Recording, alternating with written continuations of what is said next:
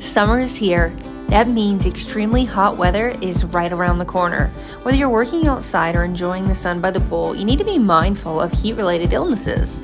A high body temperature can damage the brain and your vital organs. It can also cause heat stress, exhaustion, or stroke. So when the temperature outside gets high, here are 3 valuable and life-saving tips to help keep your body cool and safe this season. First, you want to wear loose, lightweight, and light-colored clothing. Next, stay hydrated, and then pace yourself and wear sunscreen. Light-colored clothing will stay cooler compared to dark colors. Sweating removes much-needed salt, minerals, and fluids from your body. So while you're out in the heat, you must replace these fluids and minerals. And the best way is by drinking water, juice, and sports drinks. While outdoors, protect yourself with SPF 15 or higher 30 minutes before going outside. Use one that says broad spectrum or UVA, UVB protection. This type of sunscreen provides you with the best protection from the sun.